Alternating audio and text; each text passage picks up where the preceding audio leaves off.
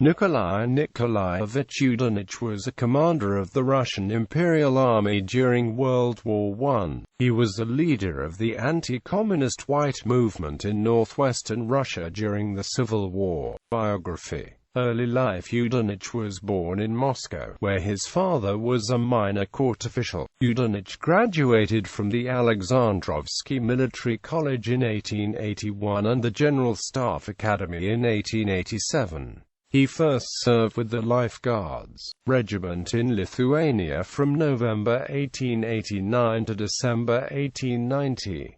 In January 1892, he was transferred to the Turkestan Military District, and was promoted to lieutenant colonel in April 1892. He was a member of the Pamir expedition in 1894, and was promoted to colonel in 1896. From September 20, 1900, Yudenich served on the staff of the 1st Turkestan Rifle Brigade. In 1902, Yudenich was appointed commander of the 18th Infantry Regiment, which he continued to command during the Russo-Japanese War of 1904–1905. He was wounded in the arm during the Battle of Sandapu, and wounded in the neck during the Battle of Mukden.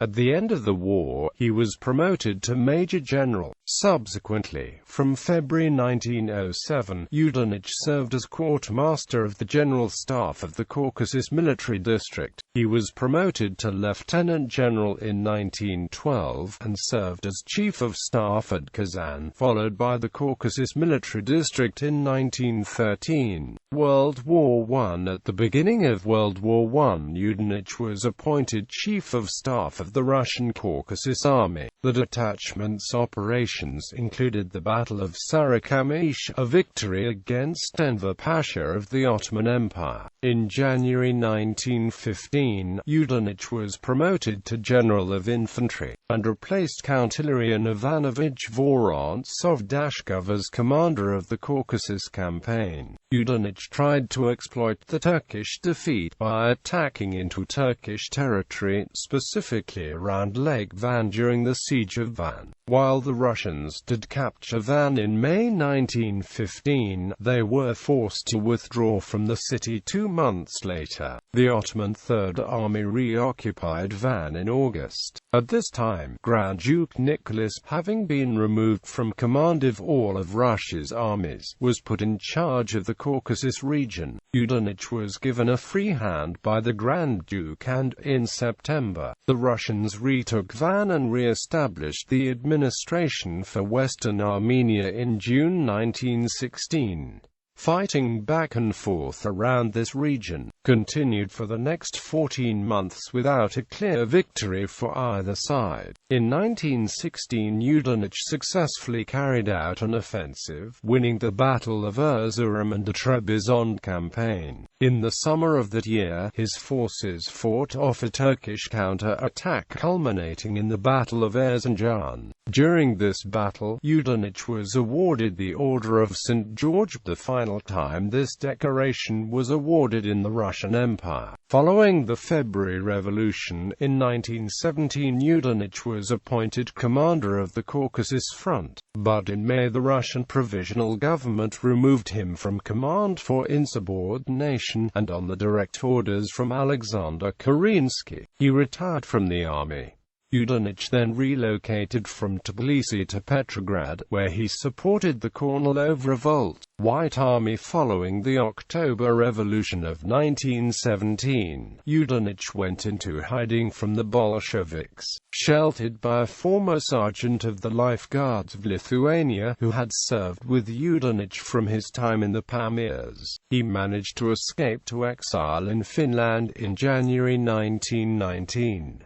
In Helsinki, Yudenich joined the Russian Committee, which had formed in November 1918 to oppose the Bolsheviks, and was proclaimed leader of the White Movement in Northwest Russia with absolute powers. In the spring of 1919, Yudenich visited Stockholm, where he met with diplomatic representatives of Great Britain, France and the United States, trying with limited success to obtain assistance assistance in developing a Russian volunteer corps to fight the Bolsheviks. In June 1919, Yudenich made contact with Admiral Alexander Kolchak's all-Russian government based in Omsk, which subsequently acknowledged him as Commander-in-Chief of all Russian armed forces operating against the Bolsheviks in the Baltic Sea in Northwest Russia. Kolchak also provided much-needed funds to pay and equip his forces. In June 1919, Yudenich went to Tallinn to meet with General Alexander Rodzianko, the commander of the White Russian Northern Army, attacking Petrograd formerly under the Estonian High Command.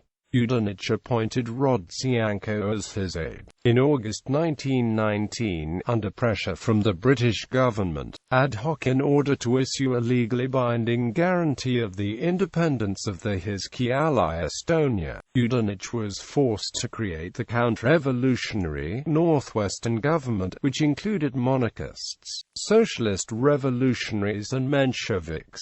Yudenich served as Minister of War and spent the next 2 months organizing and training his army. By September 1919, Yudenich had a fairly well-organized army of approximately 17,000 troops, with 53 guns and 6 tanks. The 6 tanks were supplied by Great Britain, together with the volunteer corps, who were the only British ground troops to fight alongside the Northwestern Army. In early October 1919, Yudenich launched his army against Petrograd, which was only lightly defended as the Red Army was actively engaged on several other fronts, fighting Kolchak's forces in Siberia and several Cossack armies in the Ukraine. Yudenich's friend from the Imperial Russian Army, General Mannerheim, asked the President of Finland, Ståhlberg, to join Yudenich's force and attack Petrograd with help from the Finnish White Guards. Yudenich would have recognized Finland's independence and the country's pro-Triple Entente relationships would be recognized. As Kolchak would not recognize Finland's independence, Ståhlberg denied Mannerheim's request. Overall, the Northwestern Army was nationalistic and patriotic and thus rejected ethnic particularism and separatism. The Northwestern Army generally believed in a united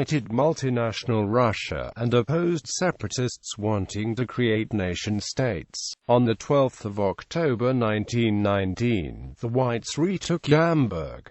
2 days later, Yudenich was approaching Gatchina. On the 19th of October 1919, his troops reached the outskirts of Petrograd. However, his forces failed to secure the vital Moscow-St. Petersburg Railway, which allowed the Revolutionary Military Council to send in massive reinforcements to prevent the fall of the city. Yudenich's stalled offensive collapsed in late October, and the 7th and 15th Red Armies repulsed the White Russian troops back into Estonia in November. Distrustful of the White Russians, the Estonian High Command disarmed and interned the remains of Northwestern Army, which retreated behind Estonian lines. Politically, the Bolsheviks secured a separate armistice with Estonia on the 3rd of January, by promising to recognize Estonian independence. On the 28th of January 1920, General Bulik Balachovich, together with several Russian officers and the Estonian police,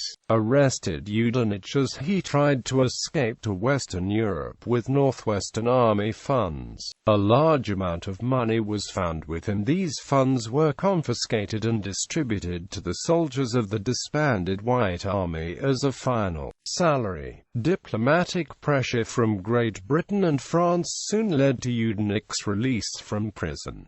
Later life. After his release, Yudenich departed for exile in France. During his remaining 13 years, he played no significant role among white movement émigré community there. Yudenich died at Saint-Laurent-du-Vieillard, near Nice on the French Riviera, on the 5th of October 1933. Honours: Order of St. Stanislaus, 3rd degree, 1889.